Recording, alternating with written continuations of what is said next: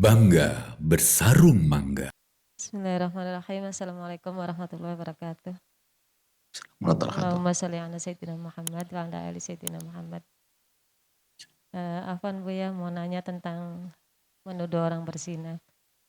Kadang di masyarakat itu ya enggak semua sih, cuman ada yang kalau ada suami istri punya anak, terus anaknya sama sekali nggak mirip orang tuanya.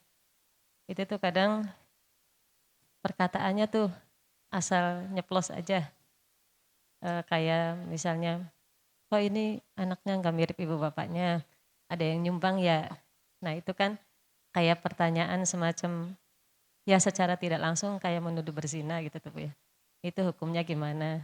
Dan minta ituannya Bu ya, soalnya kayak di masyarakat itu tuh ya sering nemuin yang kayak gitu. Ya itu kan bisa meracuni pikiran suaminya apa gimana. Jadinya kadang suami kan curiga apa gimana, terus bisa jadi itu menjadi awal keretakan rumah tangga. Suami mungkin nggak ngitu ke istri, cuman kan jadinya tingkah laku suami bisa saja berubah sama istrinya karena curiga, karena teracuni oleh kata-kata tersebut. Dan bisa menjadi keretakan rumah tangga hingga akhirnya bisa juga bercerai. Terima kasih Bu ya, mohon maaf dan mohon doanya selalu. Assalamualaikum warahmatullahi wabarakatuh. Wassalamualaikum warahmatullahi wabarakatuh. Orang itu akan membaca itu dengan kacamatanya. Jadi karena di dalam hatinya pikirannya kotor, ya kalau ngomong juga kotor. Dan ini adalah permasalahannya adalah lemahnya akhlak, pendidikan akhlak. Tadi sudah disebutkan dari awal surat An-Nur bahwasanya pertama jangan berzina. Selanjutnya jangan menuduh orang berzina. Na'udzubillah. Dosanya gede di hadapan Allah. Minta menuduh. Kalau kita mengatakan orang berzina, kita harus mendatangkan saksi 4. Kalau tidak, kita dicambuk. Jangankan hanya sekedar menduga, itu dosa besar itu. Na'udzubillah dia. Di hadapan Allah, oh Masya Allah, tinggal nunggu. Bahkan orang yang seperti itu yang mengatakan kayak begitu. Nyumbang loh, nggak ada bukti, nggak ada sebagainya. Bahkan kalau seorang melihat dengan matanya orang berzina, nggak boleh kita menyebarkan. Kalau kita menyebarkan, malah kita yang dihukum. Kenapa? Karena ini adalah kejadian yang hendaknya harus ditolong orang itu dengan cara dinasehati, ditutup aibnya, bukan disebarkan. Sebab kalau sudah super zina disebarkan, itu yang rusak banyak. Anak-anaknya akan rusak mentalnya dan seterusnya. Dan pendidikan dari Al-Quran kan seperti itu. Taghribu amin, dijauhkan setahun. Permasalahannya adalah kurang pendidikan. Sampai orang ngomongnya, anakmu kok tidak mirip, ada yang nyumbang. Ini kan kurang ajar sekali. Berarti di dalam otaknya memang mungkin orang itu nyumbang itu sudah biasa. Karena di otaknya otak kotor. Jadi orang begitu dianggap biasa.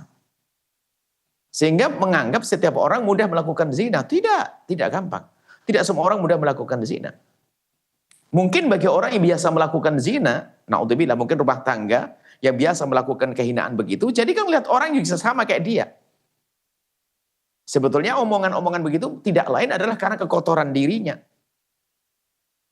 Sehingga menganggap orang sama kayak dia, paling ada yang nyumbang. Berarti seolah-olah ada gampang, zina itu gampang. Na'udzubillah, tidak boleh. Jangankan kan cuma melihat tanda anaknya nggak mirip. Melihat saja kita tidak boleh menyebarkannya. Dan ingat, man tatabba'a aurata akhihi, tatabba'a auratah. Kalau orang biasa mencari aibnya orang, Allah akan bongkar. Tatabba'a aurata wa yafdahu walau fi wasti baiti. Kalau orang biasa mengungkap kejelekan seseorang, perzinaan seseorang, yang benar terjadi, bukan yang tidak terjadi. Ini kan tidak melihat tadi. Benar terjadi, orang pernah melakukan zina, lalu dia mencoba membongkar, lalu disebarkan. Tunggu gilirannya, dia akan dihinakan oleh Allah. Kalau dihinakan di dunia, sederhana. Akan tapi kalau sudah dihinakan di akhirat, dihukum oleh Allah. Terlalu minat kabair. Termasuk dosa besar, tidak terima kesaksiannya. Orang yang menuduh orang yang berzina, tidak terima kesaksiannya. Dia melakukan dosa besar. Hati-hati. Termasuk tadi menuduh, ada yang nyumbang. Ini menuduh, kurang ajar. Kalau ada hukum dalam Islam, akan dicambuk orang itu. Dicambuk. Kalau hanya urusan cambuk 80 kali, enteng. Tapi dosa di hadapan Allah. Maka ingat, jangan Anda mencari-cari kesalahan orang. Kalaupun Anda melihat urusan perzinahan, Anda tidak boleh menyebarkannya. Menyebarkannya. Apalagi menuduh Menuduh Allah. Menuduh. Lah menuduh. Nah. Hitungannya ada di hadapan Allah. Ingat. Sudah Nabi menyebutkan loh ya. Hati-hati. Hati-hati kami ingatkan hati-hati. Kalau ada orang biasa menyebut. Kadang-kadang orang lain tidak zina dikatakan zina. Atau menuduh berzina. Atau bahkan melihat orang berzina lalu menyebarkannya. Tetap Allah akan bongkar aibnya dan Allah akan rendahkan di rumahnya. Sehingga tidak tahu kenapa dia kefitnah atau mungkin kepleset dalam zina yang serupa, atau dia tidak melakukan zina akan dihujat dan seterusnya. Atau difitnah misalnya. Maka tolong jangan membiasakan membicarakan zinanya seseorang kalaupun Anda melihat dengan mata Anda. Seperti sampai digambarkan melihatnya seperti kayu celak keluar masuknya. Mohon maaf sampai derajat itu. Nggak boleh kita cerita ke siapapun. Kalau Anda ingin nasihati datang ke dia. Apalagi Anda sebarkan ke publik. Wah, paling bahaya ini. Sehingga kami ingatkan kepada siapapun. Apalagi kadang itu adalah juga keluarganya, kadang pasangannya, kadang na'udzubillah. Di dalam Islam itu adalah pendidikan akhlak. Kalau seandainya na'udzubillah. Seorang suami melihat istrinya berzina di depan matanya. Kelihatan secara benar bukan dugaan. Maka bukan harus disebar. Cukup kalau kau ingin didik dia. Tanpa harus kau sebutkan kepada siapapun kesalahannya. Adukan kepada Allah.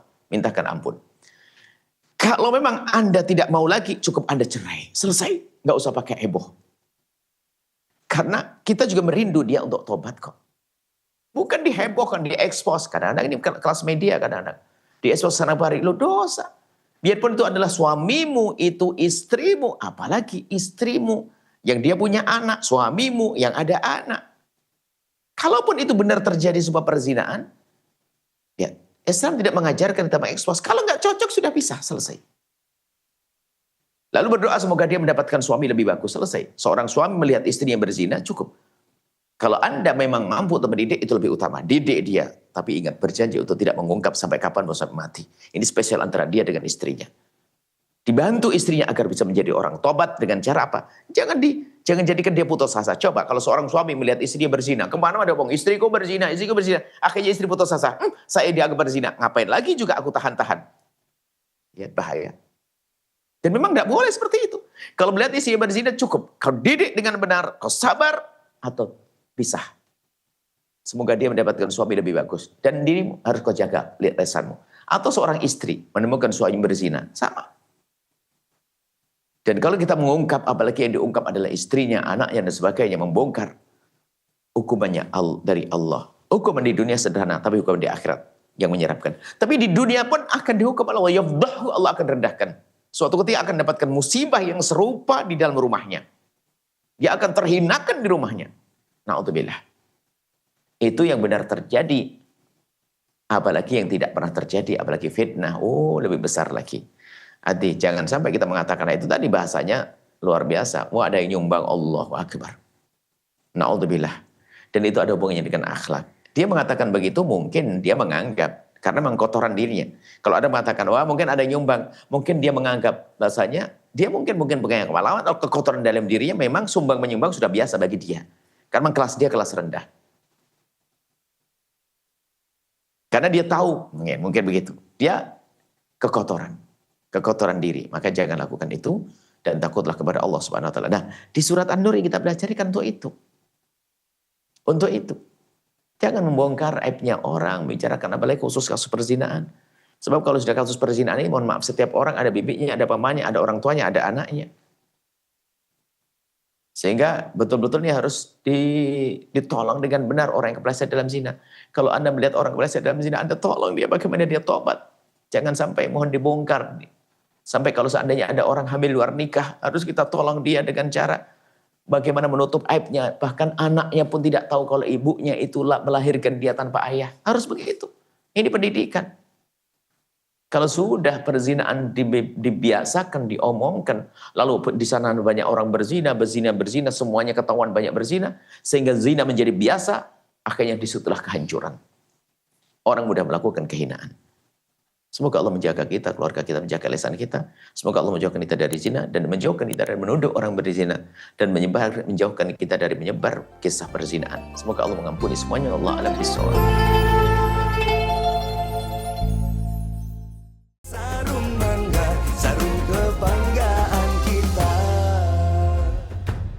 Bangga bersarung mangga. Sahabat Al-Bahjah TV, setelah menyaksikan video ini, jangan lupa bersolawat kepada baginda Nabi Muhammad.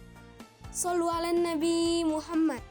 Allahumma sholli alaihi wa ala alihi wa sahbihi.